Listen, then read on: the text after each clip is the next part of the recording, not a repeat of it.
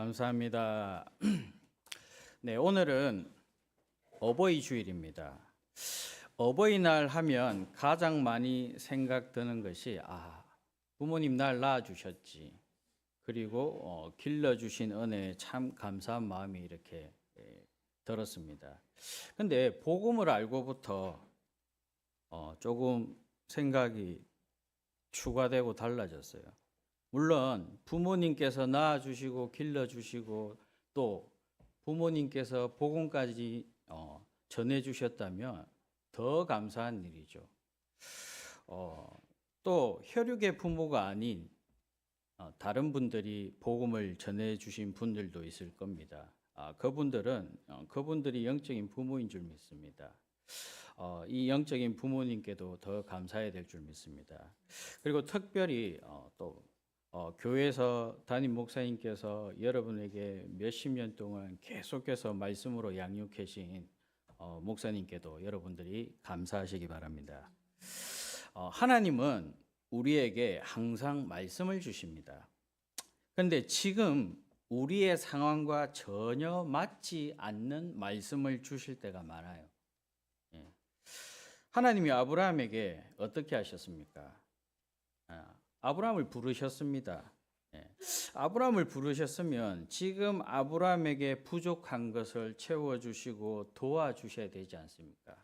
그런데 오히려 너는 너의 고향과 친척과 아비 집을 떠나라 그럽니다. 사실 이 시대에 고향 떠나는 건 그렇게 쉬운 일이 아닙니다. 지금도 마찬가지지만 얼마나 부담되는 요구를 아브라함에게 하셨습니까? 또 자식이 한 명도 없는데 너를 큰 민족을 이루겠다고 얘기하신 하나님이 지금 아브라함 불러서 약 올리는 것도 아니고 지금 당장 어떻게 먹고 살아야 할지가 막막한데 복에 근원되게 하시겠다는 겁니다. 그리고 지금 내가 어떻게 살아야 할지도 모르는 가운데 모든 족속이 너로 말미암아 복을 얻을 것이라고 얘기하십니다. 아브라함 입장에서는 아무리 하나님의 말씀이지만 도저히 이해가 되지 않는 게 하나님의 말씀입니다. 어떻게 하나님은 언제나 이 상황에 맞지 않게 말씀하십니까? 그러니 말씀이 잘 들리겠습니까? 잘 들리지 않겠죠. 나름대로 우리는 우리의 삶 가운데 상황이라는 것이 있습니다. 집에 가서 가장으로서 또 엄마로서 해야 할 책임감과 의무가 있습니다.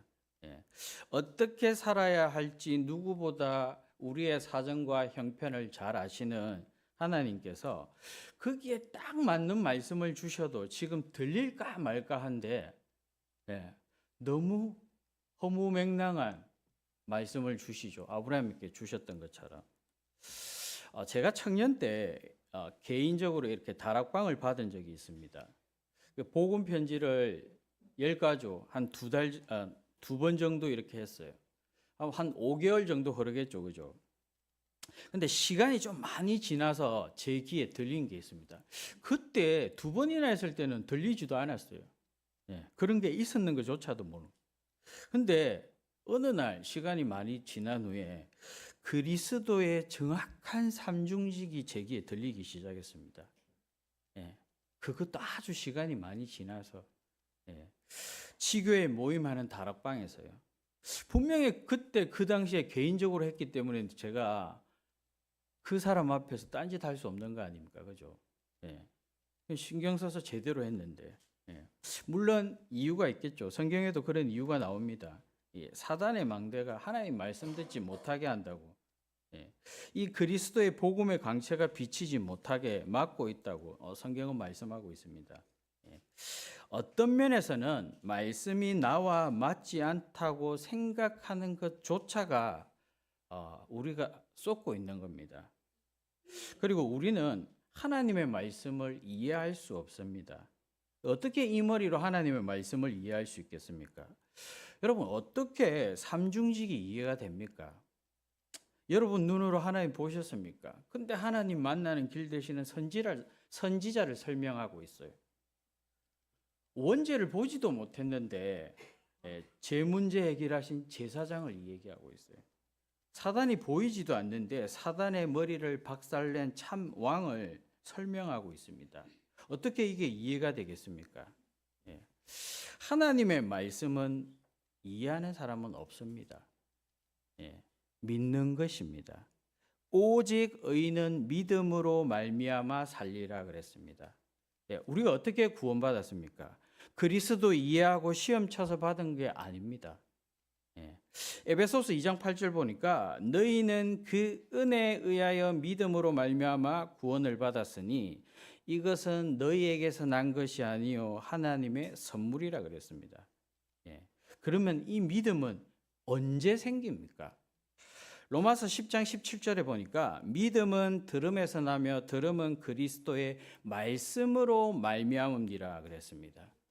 여러분이 복음 들을 때, 말씀 들을 때 믿음 생긴다는 겁니다. 예.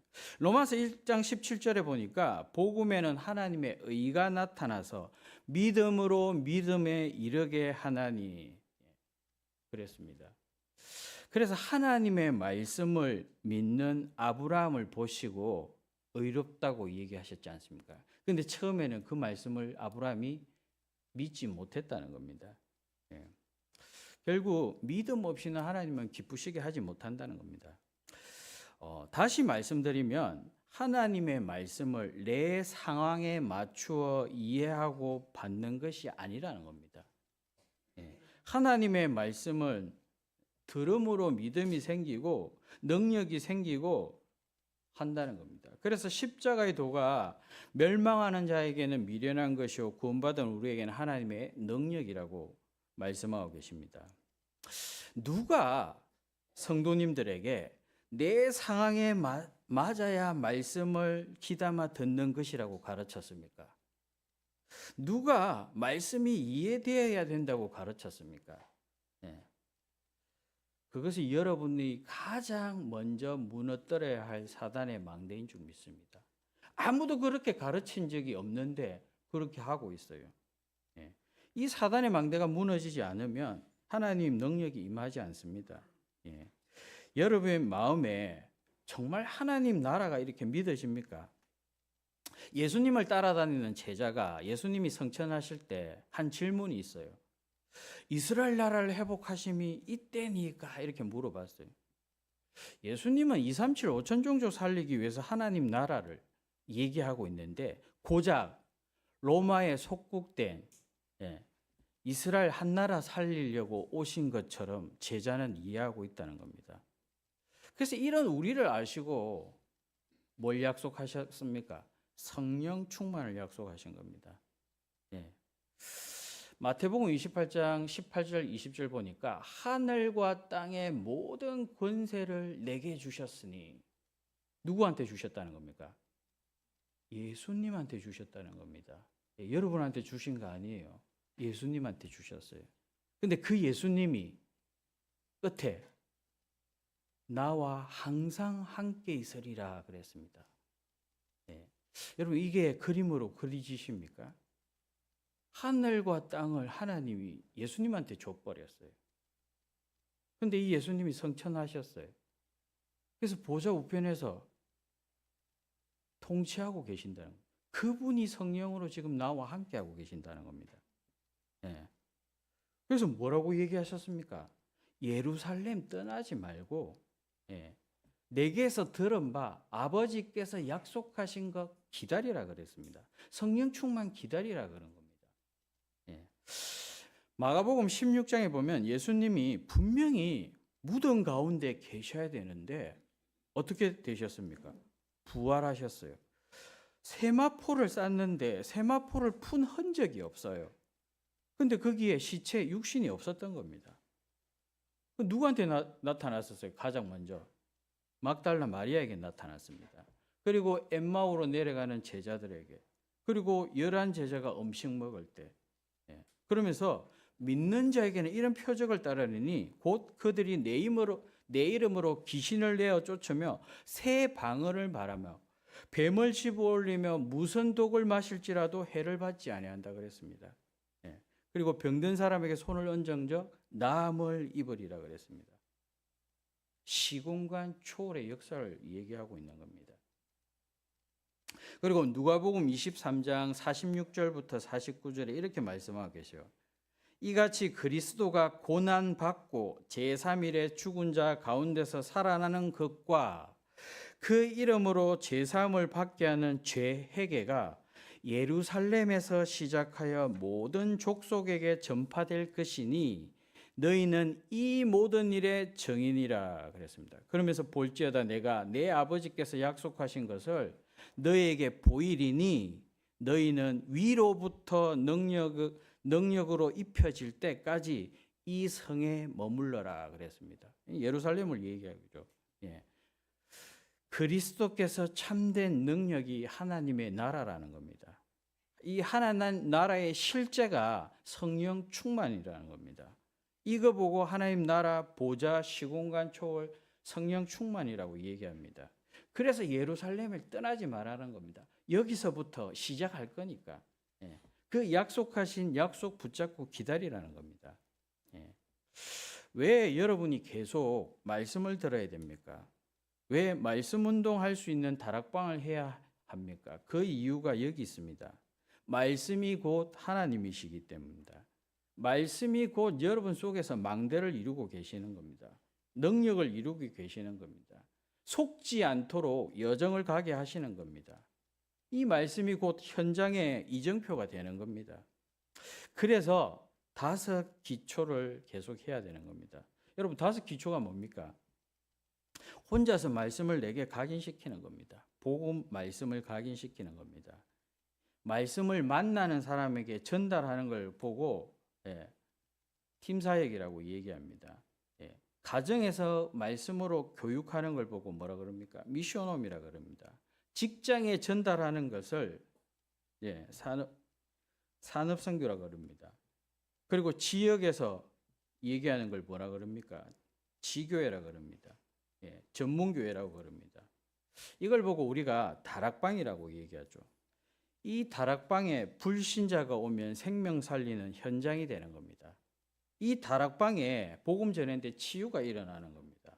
이 다락방에 새신자가 오면 양육이 되어지는 겁니다.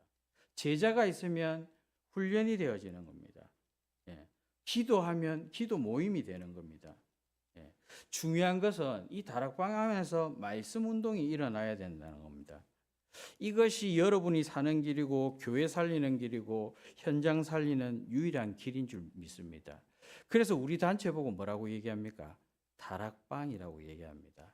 다락방으로 모든 사역을 다 하기 때문에 현장 사역을 다 끝내버리기 때문에 여기서 구원받을 자를 다 찾아내기 때문에 여기서 기도 다 해버리기 때문에 그리고 주일날 모여서는 또 강단의 말씀을 받고 사도의 가르침을 받기 때문에 그래서 성경적 다락방 운동이라고 얘기하는 겁니다. 이 눈이 열린 바울이 현장을 아는 바울이 지난 시간에 어떻게 전도를 했습니까? 이 비밀을 아는 바울이 2차 전도 여행을 떠났습니다. 그래서 지난 시간에 빌립보 교회를 세웠죠. 이 바울 팀이 아시아에 말씀을 전하려 하는데 누가 막았습니까? 성령이 막았어요. 밤에 한산 가운데 바울에게 마게도냐 사람 하나가 우리를 도우라 하는 것을 보고 하나님이 저 사람들에게 복음을 전하라는 줄 알고 빌립보로 바울이 건너가게 되죠. 그런데 이 빌립보에 유대인 회당이 없는 겁니다. 바울 선교 사역의 가장 중요한 포인트 현장이 어디입니까, 여러분? 가는 곳곳마다 어디를 찾았습니까? 회당을 찾았습니다. 회당에 뭐 하려고요? 말씀 운동하려고요. 그래서 바울이 회당에 찾아서 말씀 운동을 핀 겁니다. 그런데 회당이 없는 가운데 바울이 어디를 찾아갑니까? 기도처를 찾지 않습니까? 그죠? 사도행전 16장에 보면 유대인의 관습 중 하나가 회당이 없을 때는 강가나 바닷가에 모여서 기도처를 마련했기 때문에 그걸 알고 있는 바울이 어딜 갔다는 겁니까? 강가나 바닷가에 소수의 유대인들이 하나님을 경외하는 자들이 모여 있음을 이미 알고 찾아갔다는 거 아닙니까? 근데 거기서 누굴 만나게 됩니까? 루디아 만나죠, 그죠? 예. 당연히 이 루디아들 만나서 그들에게 복음을 전했겠죠. 예수가 그리스도는 사실 이 구약을 가지고, 예. 그래서 이 루디아의 집이 다 세례를 받기 시작하죠. 그래서 루디아들 통해서 이 빌립보 교회가 세워지는 시작이 되기도 합니다, 그죠? 그래서 현장에 가장 먼저 가서 찾아야 할 것이 지속할 사랑과 장소를 찾는 일입니다. 예. 바울은 이것을 알고 있었기 때문에 이 부분을 찾았던 겁니다. 어떻게 하면 이스라엘에 잃어버린 양, 이게 해당일 수도 있는 겁니다. 예. 사실 그곳에 말씀 전가할 때 또 누구 찾았습니까? 루리아 같은 제자를 찾았습니다. 그래서 사도행전 16장 16절을 보면 기도하는 곳을 가다가 또 누굴 만납니까? 점치는 귀신 들린 여종을 만납니다. 그죠? 여기서 중요한 사건이 벌어지죠. 예. 이 점치는 귀신 들린 여종이 계속 바울 따라다니면서 바울을 어떻게 합니까? 괴롭게 하니까 바울이 이 점치는 귀신에게, 여종에게 뭘 전가합니까? 예수 그리스도 이름으로 명하노니 더러운 귀신아 떠나가라 그러니까 그 귀신이 나와버렸어요. 그런데 문제는 이 점치는 귀신을 통해서 수익을 얻는 주인이 수익이 끊어지니까 이 바울과 실라를 어떻게 합니까? 감옥에 가두었던 겁니다. 이 일 때문에 바울과 실라가 밤에 감옥에서 기도하는데 어떤 일이 벌어집니까? 지진이 일어나지 않습니까? 그 감옥의 문이 다 열리지 않습니까? 근데 간수장들이 놀랐어요. 왜? 이 죄수들이 다 도망간 줄 알고 그래서 자결하려고 그래요. 그때 바울이 뭐라 그럽니까? 도망간 사람 한 사람도 없으니까 멈춰라 그럴 겁니다. 근데 그 간수들이 그 일을 통하여서 어떤 일이 벌어집니까? 세례를 받고 하나님의 말씀 듣고 구원을 받게 되죠. 이 성경에서 말하는 전도는 말씀 운동입니다. 이 말씀 운동을 어디에서 펼치느냐가 중요한 겁니다. 그래서 바울은 해당에서 펼쳤던 겁니다. 그래서 강가나 바닷가를 찾아갔던 겁니다. 유대인들이 모여 있는 그곳에 말씀을 운동을 하기 위해서. 그래서 반드시 전도부터 하는 것이 아니라 우리가 제자부터 찾아라고 얘기하죠. 왜? 말씀 운동을 펴기 위해 이유가 있기 때문입니다. 이 말씀 운동이 일어날 때 흑암의 세력이 드러나고 꺾입니다. 실제 현장에서 이 일들이 일어나지 않습니까? 그리고 이로 말미암아 믿는 자들이 돌아옵니다. 그리고 이 일들이 현장에 복음이 전거될 때 하나님의 역사, 말씀이 현장에 선포될 때 일어나는 것을 알 수 있어요. 그래서 말씀 운동이 중요하다는 겁니다. 우리 인간은 하나님의 말씀을 들어야만 구원을 받고 살 수 있다는 겁니다. 그래서 바울이 회당을 파고드는 겁니다. 그런데 유대인들은 싫어하죠. 왜? 예수 그리스도만 얘기하니까 자기가 믿는 하나님, 율법과 할례를 지키는 하나님, 그 하나님을 무시하고 오직 예수 믿으면 구원받는다고 얘기하니까요. 그런 바울이 오늘 본문에 보니까 현장의 흐름을 알고 있어요. 바울이 암비볼리아와 아볼로니아를 그냥 지나갔다 그랬어요. 그런데 왜 지나갔습니까? 여기에는 유대인의 해당이 없었기 때문입니다. 유대인의 해당이 있는 데살로니가로 바로 간 겁니다. 2절을 보면 바울이 또 새로운 지역에 와서 하던 패턴 그대로 해당에 들어가서 성경을 가르치죠.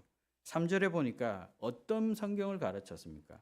뜻을 풀어 그리스도가 해를 받고 죽은 자 가운데서 다시 살아나야 할 것을 증언하고 이르되 내가 너희에게 전하는 이 예수가 곧 그리스도라 하니.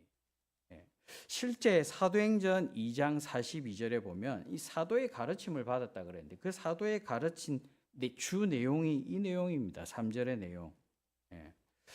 바울이 똑같이 그리스도가 해를 받고 죽은 자 가운데 다시 살아난 걸 가르칩니다.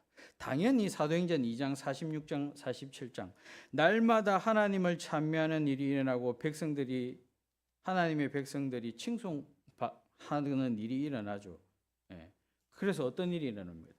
주께서 날마다 구원받는 사람을 더하게 하신다고 말합니다. 똑같이 사도행전 17장 4절에 보니까 그 중에 어떤 사람 곧 경건한 헬라인이 큰 무리와 적지 않은 기부인도 권함을 받고 바울과 신라를 따른다고 얘기했습니다.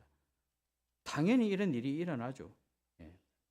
이 사도 바울이 현장에 한 일은 말씀 선포였습니다. 데살로니가 전서 1장 6절을 보면 바울이 데살로니가 교회에 한 말입니다. 너희는 많은 환난 가운데 성령의 기쁨으로 말씀을 받아 바울이 말씀을 펼쳤다는 겁니다. 그때 성령의 역사가 일어났다는 겁니다. 또 8절에 보니까 주의 말씀이 너에게로부터 마게도냐와 아가야에만 들릴 뿐만 아니라 하나님을 향한 너의 믿음의 소문이 각처에 퍼졌다 그랬습니다. 믿음 언제 생긴다고요? 말씀 들을 때. 근데 이 말씀이 각처에 퍼졌다는 겁니다. 바울이 3주 3번 하나님의 말씀을 가르쳤는데 이 믿음의 소문이 퍼진 겁니다. 이 말씀이 확산된 겁니다. 데살로니가 전서를 기록할 당시에 바울이 고린도에 머물고 있었는데 그때 로마로부터 온 브루스길라 아굴라 부부가 로마에까지 퍼졌다는 얘기, 이 소문을 누구한테 해줬다는 겁니까? 바울에게 말해 주었다는 겁니다. 다시 말씀드리면 교회가 세워지고 신도의 수가 늘어나는 이유가 예수 그리스도 대신 말씀을 선포하는 일이 일어났다는 겁니다. 그래야만 이 일이 일어나는 겁니다. 하나님의 말씀이 선포될 때 성령의 역사가 그들 가운데 일어난다는 겁니다. 예수님을 증거하는데 그곳에 성령의 역사가 일어나는 겁니다. 왜 이런 역사가 일어납니까? 분명히 약속하셨지 않습니까? 사도행전 시작할 때 오직 성령이 너에게 임하시면 너희 권능받고 땅끝까지 정인된다고. 성령 역사하시겠다고. 그래서 사도의 가르침 받았다는 거 아닙니까? 그 가르침이 예수의 죽음과 부활이라는 거 아닙니까? 그분이 약속하신 이 성령 세례로 하나님의 자녀가 되었다는 거 아닙니까? 그걸 유대인들이 싫어하는 겁니다. 그런데 이방인들은 좋아할 수밖에 없죠. 그래서 현장에서 빨리 찾아야 할 것이 말씀 펼칠 수 있는, 말씀 운동할 수 있는 사람과 장소, 이게 중요하다는 겁니다. 그래서 바울은 이 유대인의 해당을 찾은 겁니다. 강가 바닷가를 찾은 겁니다.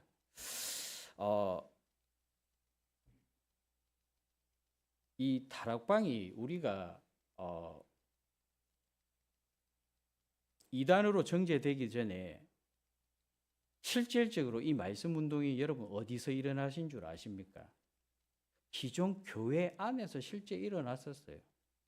예수 그리스도 복음을 얘기하니까 전국에 있는 목사님들이 한 집회 장소에 모이기도 하고 자기 교회에 불러서 부흥 집회를 하기도 했어요. 똑같습니다. 지금과. 92년, 94년 메시지 자료 보십시오.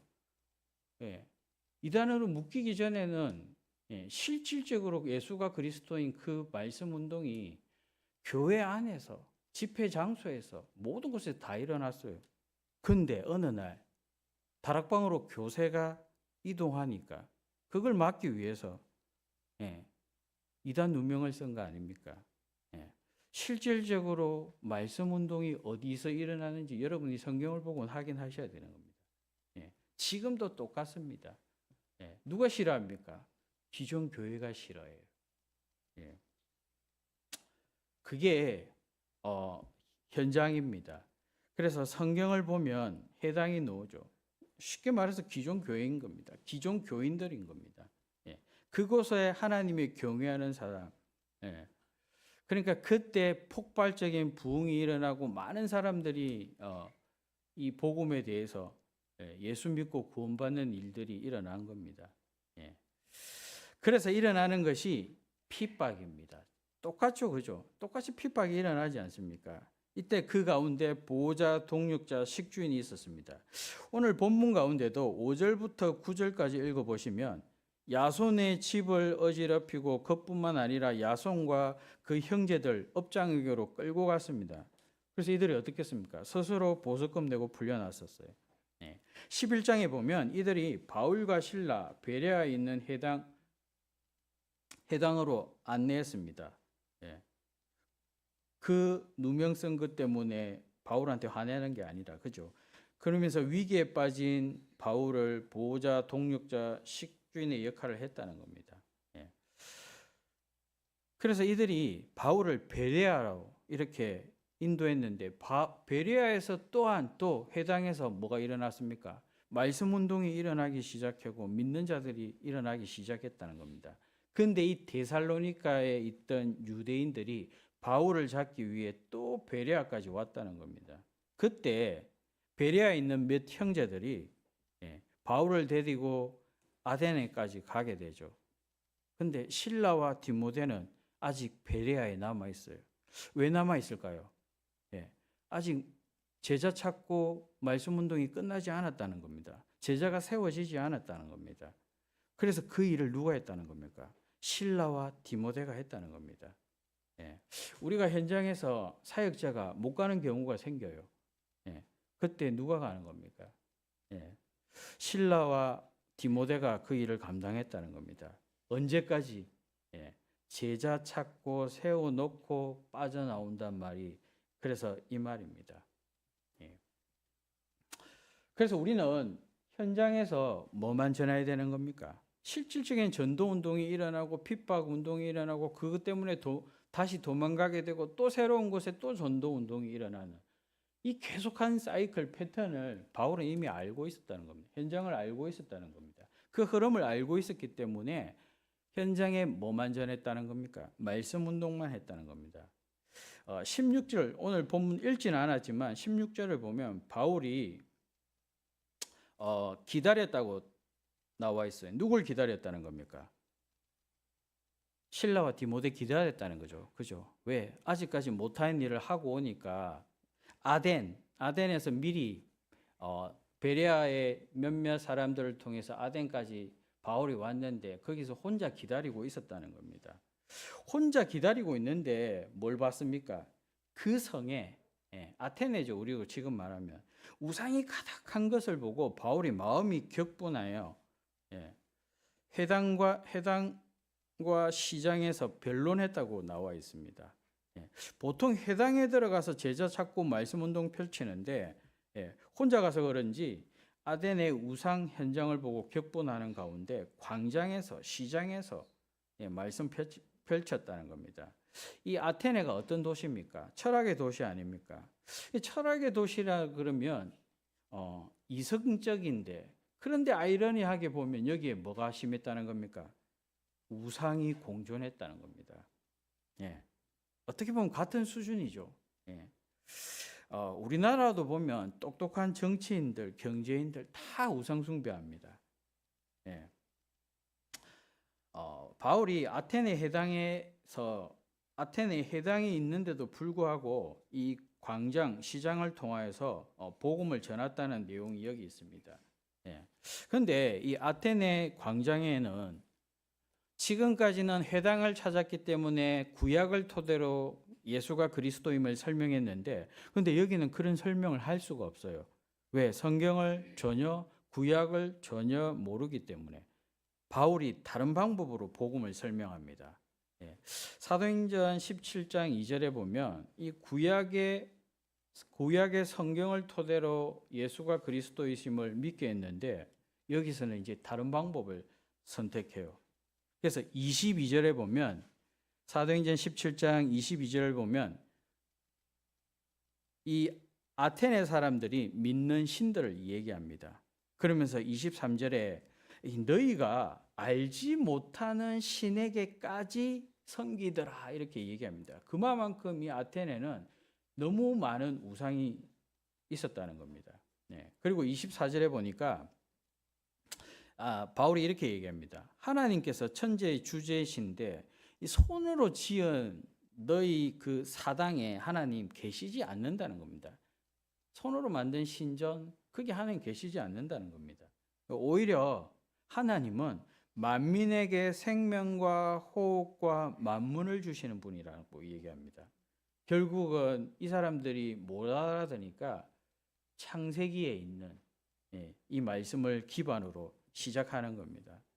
그러면서 26절에 보면 인류가 한 혈통으로 시작되었다는 겁니다. 이 말은 하나님이 인간을 만드셨다는 것을 얘기하는 겁니다.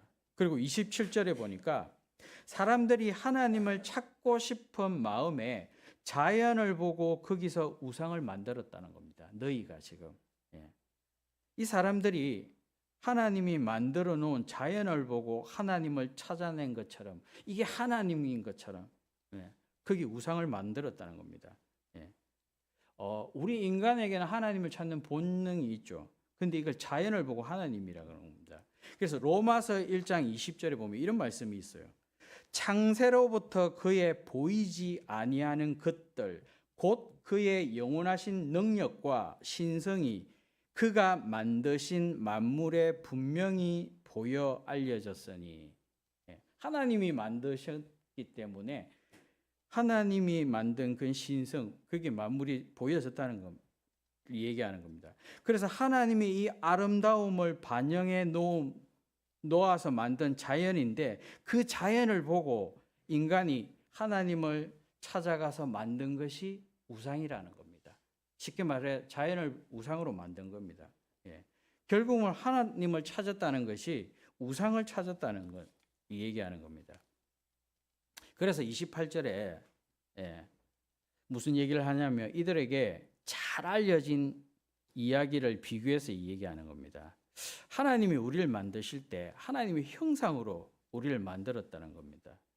그래서 우리가 하나님의 소생이라는 겁니다. 그런데 너희가 지금 하나님의 소생인데 하나님의 만든 이 자연, 우상과 이미지가 같지 않다는 겁니다. 우리가 하나님의 형상으로 만들어졌기 때문에 하나님의 형상이 보여야 되는데 너희가 말하는 이 자연의 만물의 이 하나님, 우상은 우리의 형상과 맞지 않다는 걸 얘기하는 겁니다. 바울이 이런 거 보면 참 똑똑한 사람이죠. 그죠? 29절에 보니까 자연과 우리는 하나님의 형상과 맞지 않다고 얘기하면서 쉽게 말해서 우리는 영적인 존재인데 만들어진 이것들은 영적인 존재가 아니라는 겁니다. 그러면서 30절에 이 얘기를 합니다. 복음을 알지 못하던 시대, 복음을 듣지 못하던 시대에는 하나님이 자비로 심판하지 않으셨지만 이제 회개하라는 겁니다. 예수님이 처음 오셔서 하신 말씀이 무슨 말씀입니까? 마태복음 4장 17절 회개하라 천국이 가까이 왔다고 하셨지 않습니까? 너희도 이렇게 우상을 버리고 회개하라는 겁니다. 그러면서 31절에 정하신 사람으로 하여금 천하를 공의로 심판할 날을 작정하시고 이에 그를 죽은 자 가운데서 다시 살리신 것으로 모든 사람에게 믿을 만한 증거를 주셨음이라 하니라 그랬습니다. 그러니까 하나님 만나는 유일한 길은 누구밖에 없다는 걸 설명하는 겁니까? 예수 그리스도를 설명하는 겁니다. 원래 해당에서 설명할 땐 그리스도로부터 얘기하고 설명하지만 여기서는 바울이 그리스도를 맨 나중에 설명하죠. 결론적으로 예수 믿어야 구원받는다는 겁니다. 누구에게나 우상 숭배하는 자에게나 철학자에게나 그 어떤 불신자 미신 지키는 사람이 누가 다 필요하다는 겁니까? 예수만 필요하다는 겁니다. 예수만으로 구원받는다는 겁니다. 그래서 여기서 정하신 사람을 누굴 뜻하는 겁니까? 예수 그리스도를 뜻하는 겁니다. 그래서 사도 바울이 지금까지 구약 성경을 풀어서 복음을 전거했다면 이 아덴에서는 성경을 전혀 모르는 사람들에게 일반적인 계시를 바탕으로 예수를 믿고 구원받는 것을 이 복음을 선포했다는 겁니다. 결론입니다. 하나님은 말씀으로 우리에게 얘기하십니다. 근데 신앙생활하는 우리가 말씀이 없으면 신비주의로 빠지거나 이성주의로 빠지거나 이럴 위험이 많아요. 우리의 신앙과 교회의 바탕이 뭐가 되어야 됩니까? 하나님의 말씀이 되어야 됩니다. 정확한 복음이 말씀으로 들려야 되는 겁니다. 그래서 우리의 신앙이 올바르게 성장하려면 말씀이 들려야 돼요. 이 복음의 말씀, 이 예수 그리스도의 죽으심과 부활에 대해서 계속해서 여러분이 들리셔야 되는 겁니다. 이 그리스도께서 인간을 구원하시기 위해서 하나님 나라를 이 땅에 세우시겠다 그랬습니다. 그래서 여러분이 말씀 들을 때마다 힘이 생겨야 되는 겁니다. 여러분이 말씀 들을 때마다 이 그리스도의 실체가 확실히 분명하게 여러분에게 삶에 다가와야 된다는 겁니다. 그렇다면 내 삶에 말씀 운동 속에 있어야 내가 살아난다는 겁니다. 여러분이 말씀 운동하는 그 속에 있어야 여러분이 살아난다는 겁니다. 이 말씀 운동하기 위해서 여러분이 777 가지고 기도하는 겁니다. 이 내 삶이 말씀 가운데 있어야 내 주의가 살아나는 겁니다. 내 가정에 업에 말씀 운동이 일어나야 237 5천 종족과 연결되어 있습니다.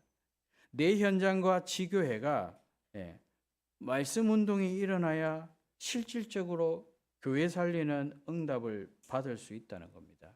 그래서 결론입니다. 말씀 운동하는 가운데 여러분이 있어야 될 줄 믿습니다.